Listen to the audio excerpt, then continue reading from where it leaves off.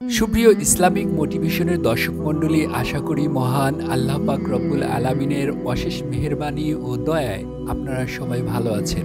সম্মানিত দর্শক, আজকে আমি পবিত্র কোরআনের অলৌকিক শক্তি এবং আমাদের প্রিয় নবীর দেওয়া এমন একটি ওজিফা আপনাদেরকে বলবো, যে ওজিফাটি আমল করলে আপনার ঘর থেকে দারিদ্রতা দূর হয়ে যাবে, অভাব নামক জিনিসটাই আপনার ঘর থেকে পালিয়ে যাবে ইনশাল্লাহ। সাথে সাথে আপনার প্রতিবেশীও আপনার সেই আমলের বরকতে ধনী হয়ে যাবেন। আল্লাহ তাআলা পবিত্র কোরআনে ইরশাদ করেন, যখন কোরআন তেলাওয়াত করা হয় তখন চুপ থাকো এবং শ্রবণ করো, তার ফলে রহমত নাজিল হবে। সুবহানাল্লাহ। যে কোরআন শুনলে রহমত নাজিল হয়, তা পড়লে কতটুকু রহমত নাজিল হয় তা একবার চিন্তা করে দেখুন। এই রহমত মূলত রুহের খাদ্য। আমরা প্রতিদিন সকালে ঘুম থেকে উঠে যেমন নাস্তা করি, তেমনি কোরআন পাঠ করাটাও মূলত রুহের নাস্তা ও খোরাক। সুবহানাল্লাহ। ফেরেশতাদের মধ্যে শুধু হযরত জিবরাইল আলাইহিস সালাম কোরআন পড়তে জানেন, অন্য কোনো ফেরেশতা কোরআন পাঠ করতে জানেন না। তাই যখনই কোনো লোক কোরআন পড়েন, সেটা নামাজে হোক অথবা এমনিতে কোরআন তেলাওয়াত হোক, সেখানে সাথে সাথে ফেরেশতাগণ হাজির হয়ে যায়। সুবহানাল্লাহ। কারণ তারা যেহেতু পড়তে জানেন না, সেহেতু তারা এই কোরআন যেখানে তেলাওয়াত হয় সেখানে শুনতে একত্রিত হয়ে যান। এমনকি ফেরেশতাদের লাইন এতটা লম্বা হয়ে যায় যে সে লাইন আরশে গিয়ে পৌঁছে। সুবহানাল্লাহি বিহামদিহি, আল্লাহু আকবার। সুপ্রিয় দর্শক, একবার চিন্তা করে দেখুন, যে সমস্ত মসজিদে খতম কোরআন তেলাওয়াত হয়, তারাবি নামাজের মাধ্যমে, এছাড়াও যে সকল ঘরে প্রতিনিয়ত কোরআনের তেলাওয়াত হয়, সেখানে কি পরিমাণ ফেরেশতারা অবস্থান করেন। সহিহ মুসলিম শরীফের প্রথম খণ্ড হাদিস নং 269। নবী করিম সাল্লাল্লাহু আলাইহি সাল্লাম ইরশাদ করেন, এক লোক সূরা কাহাফ পড়ছিলেন এবং তিনি তার পাশে দুটি লম্বা রশি দিয়ে ঘোড়াটিকে বেঁধে রাখলেন। কিছুক্ষণ পর একটি মেঘখণ্ড নিচের দিকে নামতে লাগলো। সেটিকে দেখে সে ঘোড়া তখন নড়াচড়া করতে শুরু করলো। সেই সাহাবী নবী করিম সাল্লাল্লাহু আলাইহি সাল্লামের কাছে গিয়ে পরের দিন সকালে সকল ঘটনা বর্ণনা করলেন। তখন নবী করিম সাল্লাল্লাহু আলাইহি সাল্লাম সেই সাহাবীকে বললেন, সেটা হলো তাসকিন বা প্রশান্তি, যা কোরআন তেলাওয়াতের কারণে নাজিল হচ্ছিল। সুবহানাল্লাহ। অতঃপর বর্ণনায় আছে সেটি ফেরেশতা, যে ফেরেশতা কোরআন তেলাওয়াতের দরুন রহমত নিয়ে নাজিল হচ্ছিল। সুবহানাল্লাহ।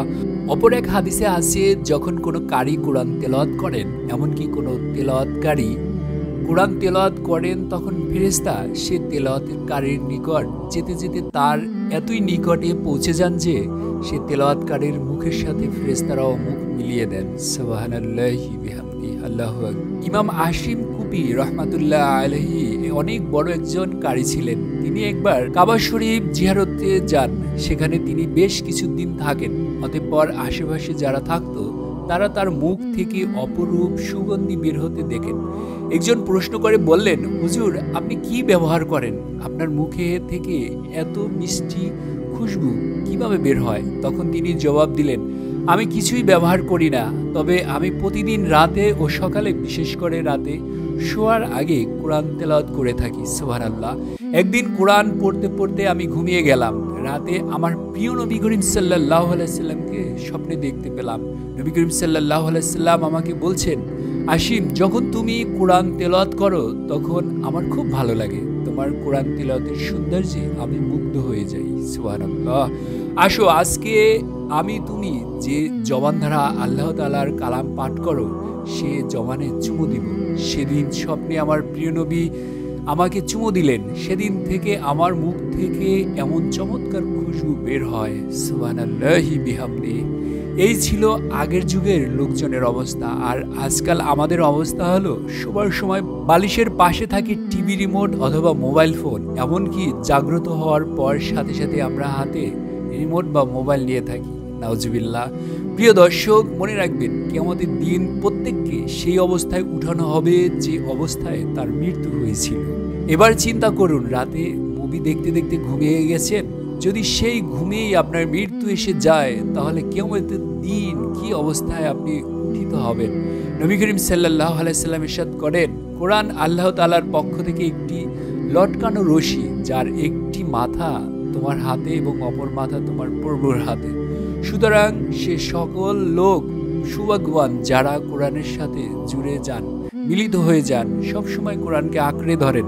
পবিত্র কোরআন পাকে কিছু কিছু সূরা আছে যে সকল সূরার বিশেষ ফজিলত রয়েছে, তার মধ্যে সূরা ইখলাস। সেই সূরাটি মাত্র 3 বার পাঠ করলে এক খতম কোরআন পড়ার সওয়াব পাওয়া যায়। সুবহানাল্লাহ।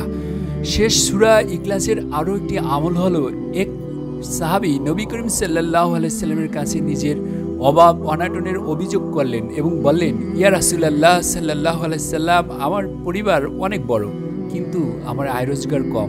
আমার জন্য দোয়া করুন, কিংবা আমাকে এমন উপায় বলে দিন যাতে আমার দারিদ্রতা অভাব দূর হয়ে যায়।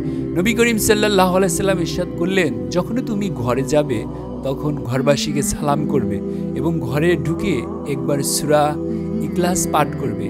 এটি দারিদ্রকে ধ্বংসকারী এবং দুর্বৃত্তকারী একটি বড় নকশা ও ওজিফা।